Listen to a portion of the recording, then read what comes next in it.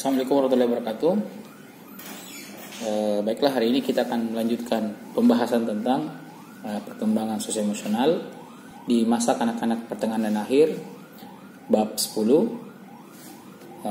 Adapun yang kita bahas dalam video kali ini adalah teori-teori perkembangan terkait dengan perubahan relasi pada anak-anak pertengahan dan akhir. Yang kedua adalah pertama adalah perkembangan emosi dan kepribadian, yang kedua adalah keluarga, yang ketiga adalah teori-teori perkembangan terkait dengan perkembangan sosio-emosional, dan yang terakhir adalah penelitian dalam perkembangan masa hidup. Oke, kita masuk ke bagian pertama, yaitu perkembangan emosi dan kepribadian. Ya, jadi kalau kita membahas bagaimana sebenarnya perkembangan kepribadian pada masa kanak-kanak akhir, itu banyak terjadi proses melihat persepsi orang lain. Jadi ceritanya egosentrisme itu sudah berubah menjadi kepada proses memahami perspektif atau pandangan orang lain. Nah, kemudian ada konsep penghargaan diri atau self esteem, dan konsep diri atau self concept. Ya, kalau penghargaan diri itu evaluasi secara menyeluruh mengenai diri, ya, berkaitan dengan harga diri atau martabat atau citra diri. Sementara konsep diri itu evaluasi terhadap bagian-bagian spesifik. Ya. Lalu ada regulasi diri. Regulasi diri itu bagaimana mengatur kondisi emosional yang jadi ceritanya bisa mengelola emosi sesuai dengan yang dibutuhkan. Sementara ada self-efikasi atau keyakinan diri. Ini lebih kepada kemampuan atau keyakinan seseorang untuk bisa menguasai sebuah situasi atau menyelesaikan tugas. Ya, self-efikasi seperti itu. Nah, faktor-faktor ini muncul sebagai salah satu bentuk adanya perkembangan kepribadian pada anak-anak menengah dan akhir. Berikutnya adalah teori dari Erikson tentang industri versus inferioritas. Maksudnya adalah industri ini anak-anak tertarik pada asal mula sebuah benda dan cara kerjanya. Jadi mereka tertarik untuk menyelidiki sumber dari segala kegiatan yang atau segala fenomena yang terjadi.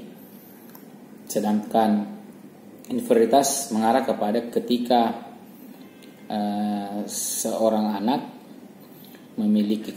memiliki situasi yang kurang menguntungkan, atau ceritanya dia mengalami hambatan dalam pendidikan atau secara akademik dia tidak berprestasi, maka itu akan menimbulkan rasa inferioritas. Lalu ke perkembangan emosi, ya.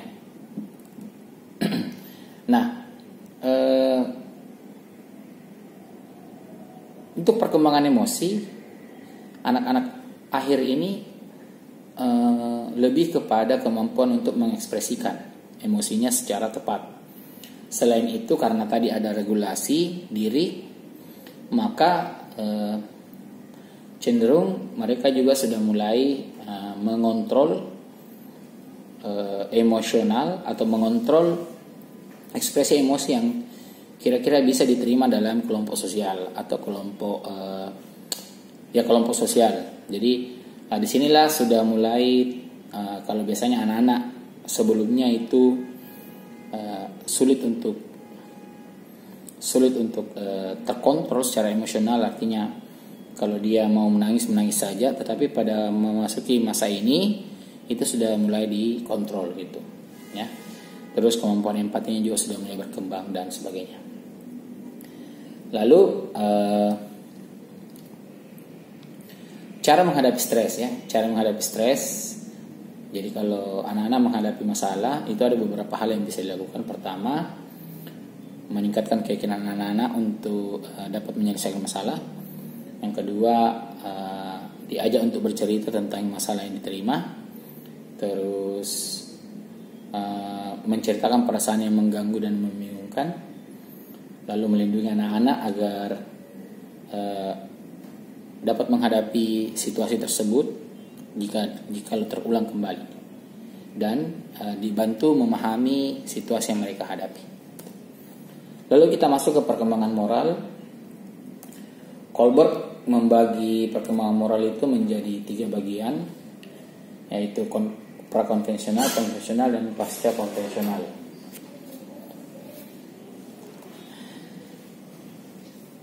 Prakonvensional itu tidak terjadi internalisasi atau tidak terjadi pengambilan atau tidak terjadi internalisasi itu lebih ke refleksi masalah yang dihadapi. Ya, jadi pada bagian ini ada dua tahap, yaitu moralitas heteronom, yaitu individu mencari minat sendiri namun membiarkan orang lain melakukan hal yang sama. Yang kedua itu individualisme, anak-anak patuh namun bukan karena dirinya sendiri tapi karena mendapatkan instruksi dari orang lain. Sementara level konvensional ini sudah ada refleksi atau ada internalisasi, tapi masih dalam level menengah. Jadi internalisasi itu seperti ketika kita mendapatkan masalah, kita merenungkan masalah itu lalu mencoba untuk mencari solusinya. Ya, itu namanya internalisasi. Internalisasi menengah ini sudah ada proses refleksi, tapi biasanya untuk sampai pada tahap kesimpulan itu masih belum maksimal. Pada tahap ini ada 2, tahap 3 ekspektasi, yang tahap keempat adalah moralitas sistem sosial. Ekspektasi ini lebih kepada harapan tentang loyalitas, kepercayaan dan kepedulian. Itu dianggap sebagai dasar dalam moral seseorang. Sementara tahap 4 mengatakan bahwa penilaian moral itu diatur berdasarkan aturan sosial, hukum, keadilan dan tugas. Sementara level pasca konvensional sudah terjadi internalisasi penuh. Di sini ada 2 tahap, yaitu kontrak sosial dan etika universal. Kontrak sosial itu berpendapat bahwa nilai hak dan prinsip itu melampaui hukum. Sementara untuk etika universal bahwa ini meyakini bahwa suara hati adalah adalah sumber dari segala kebenaran. Jadi agak unik ya kalau kita bicara tentang teori moralnya Kohlberg. Makanya teori moralnya Kohlberg ini banyak yang kritik ya. Oke, berikutnya gender, stereotip gender. Nah, sebenarnya banyak sekali stereotip yang berkembang di negara kita atau di bangsa kita terkait antara kemampuan laki-laki dan perempuan ya. Kalau masuk persamaan perbedaannya, sebenarnya lebih kepada faktor biologis, sosio budaya ataupun keduanya. Ya. Contohnya, dulu banyak menganggap bahwa anak laki-laki harus mandiri dan lain-lain, mandiri, agresif dan berkuasa, sedangkan anak perempuan bergantung, mengasuh dan tidak berminat pada kekuasaan. Tapi itu sudah mulai bergeser sekarang karena adanya perubahan ya. Itu perubahan gaya hidup, terus informasi juga, itu adalah faktor-faktor yang membuat stereotip gender ini sudah mulai terkikis. Lalu secara fisik memang wanita dan laki-laki itu berbeda. Cenderung laki-laki lebih memiliki ketahanan tubuh yang lebih kuat dibandingkan perempuan. Laki-laki itu lebih kuat di motorik kasar, lebih ahli di motorik kasar dibandingkan dengan perempuan yang lebih ahli di motorik halus. Ya. Terus untuk kognitif memang ada perbedaan tapi tidak signifikan ya. Lalu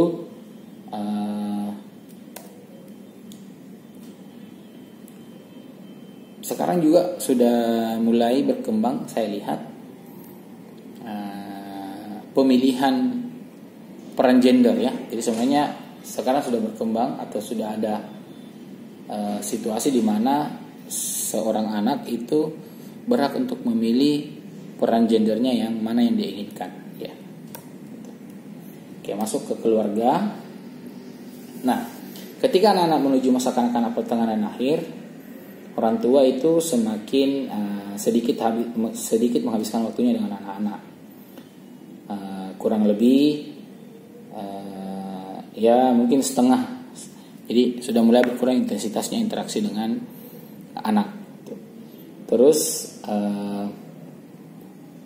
ternyata pada usia ini tugas utama dari anak-anak itu adalah membangun relasi pada orang dewasa secara reguler ya.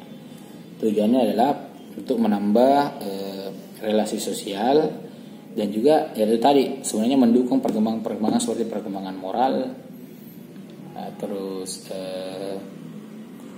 apa istilahnya manajemen emosi. Itu salah satu bagian-bagian yang penting dihadapi oleh para anak-anak di usia akhir. Lalu orang tua memang berperan sebagai manajer dalam artian ini mengawasi serta inisiator ya, jadi umpamanya memberi fasilitas apa dan sebagainya. Lalu ada juga kasus tentang keluarga tiri ya. Keluarga tiri ini kalau dari penelitiannya menunjukkan sebenarnya tidak ada yang terlalu signifikan. Cuman mungkin yang muncul adalah kasus di mana ada orang-orang yang memanfaatkan sistem adopsi itu untuk kepentingan pribadinya. Di beberapa situasi juga pernah saya dapatkan ada orang-orang yang memang memanfaatkan anak-anak tanpa orang tua atau anak-anak yang tidak mampu secara ekonomi orang tuanya, dimanfaatkan untuk memperoleh keuntungan oleh salah satu pihak. Oke, kita masuk ke teori-teori perkembangan ya.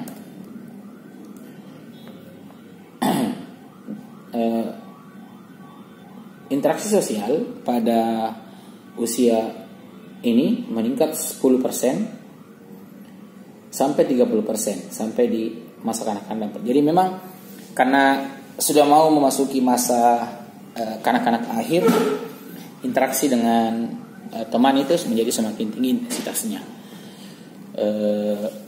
Pengaruh dari teman sebaya itu semakin kuat. Lalu kelompok yang mereka bangun menjadi semakin besar dan ini sudah mulai sulit untuk diawasi oleh orang-orang dewasa. Nah, terus untuk teman sebaya itu ada status yang berkembang ya. Ada anak-anak populer, ada anak-anak yang rata-rata saja atau average, anak-anak yang diabaikan, anak-anak yang ditolak, dan anak-anak yang kontroversial. Nah, ini punya karakteristik masing-masing. Populer umpamanya sering dipilih oleh teman. Anda pasti ingat ya, di masa-masa SD SMP anak-anak populer itu ada. Terus anak-anak yang rata-rata itu ya ceritanya ada ataupun tidak ada. Punya kecenderungan untuk dipilih secara positif ataupun negatif oleh temannya. Terus ada anak yang diabaikan. Anak yang diabaikan jarang dipilih ya. Biasanya karena faktor ya, mungkin karena anaknya yang mungkin karena lingkungan dari dia tidak berada dalam dia mengalami hambatan umpamanya, atau secara biasanya sih faktor sosial dan ekonomi itu sangat mempengaruhi. Terus anak yang ditolak ini biasanya kalau ada anak yang mengalami masalah secara emosional atau perilaku, suka mengganggu atau secara emosional sulit terkontrol, nah ini cenderung akan menjadi kelompok anak yang ditolak. Lalu anak kontroversial, ini anak yang kontroversial sebagai ya dia tidak seperti anak-anak biasanya gitu. Ya mungkin karena banyak sebenarnya faktornya. Tapi masuk dalam kelompok ini, jadi dia itu punya teman yang sedikit dan tapi dalam konsep pertemanannya itu sangat erat.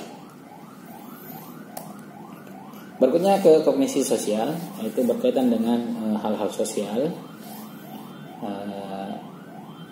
berkaitan dengan konsepnya terhadap konflik.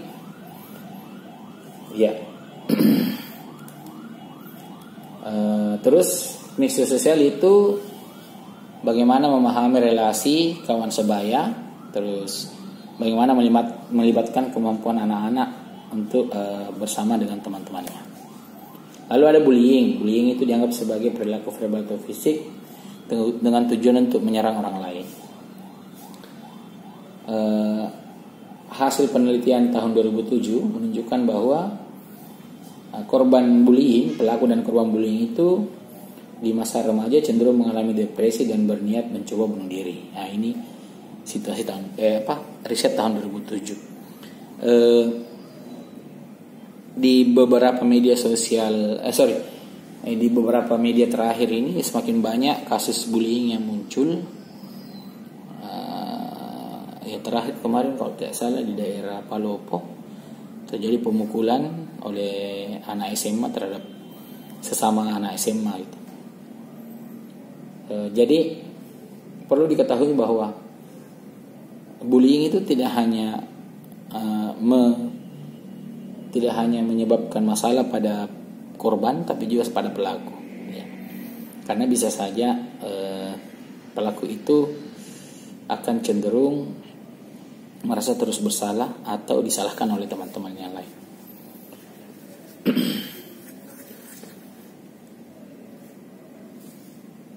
Oke, jadi salah satu intervensi untuk menurunkan kasus bullying itu adalah meningkatkan relasi teman sebaya dan menjadikan sekolah lebih aman dalam artian pengawasan yang lebih diperketat. Pengawasan yang dimaksud di sini adalah pengawasan yang berimbang ya, bukan menjadikan sekolah itu seperti penjara gitu. Jadi memang harus didukung juga oleh program-program kegiatan yang variatif dan tidak menjemukan ya, tidak menjenuhkan bagi anak-anak pelajar.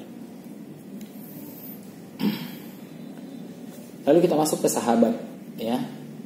Sahabat itu sangat penting bagi perkembangan manusia karena sahabat itu bisa menjadi salah satu sumber dukungan emosional ataupun emosional dan kognitif. Jadi itu sangat penting. Nah, persahabatan pada anak-anak itu memiliki 6 fungsi, yaitu pertama pertemanan, berkaitan dengan mitra untuk bermain atau seseorang yang meluangkan waktu, seseorang yang bersedia untuk meluangkan waktu. Yang kedua adalah stimulasi. Di sini dimaksudkan adalah teman itu atau sahabat itu bisa memberikan informasi yang berharga. Terus dukungan fisik, dukungan ego itu ya ceritanya sebagai orang yang memberikan pengakuan terhadap situasinya ya. Lalu perbandingan sosial untuk mengetahui bagaimana posisinya dalam kehidupan sosial. Jadi ceritanya dengan adanya sahabat dia bisa tahu bahwa dalam sistem sosial itu apakah dia punya peran atau bagaimana. Yang terakhir adalah afeksi dan keakraban ya. Sahabat itu bisa menjadi salah satu pemicu munculnya rasa hangat, merasa diperhatikan, sehingga bisa mengurangi perasaan stres pada individu. Oke. Lalu kita masuk ke beberapa penelitian terhadap pembelajaran siswa. Ya. Ada pendekatan kontemporer. Ini hasilnya penelitian ini bertujuan untuk melihat bagaimanakah pendekatan konstruktif dan instruksi langsung terhadap keaktifan siswa dalam belajar. Ya. Lalu ada status sosioekonomi dan etnisitas.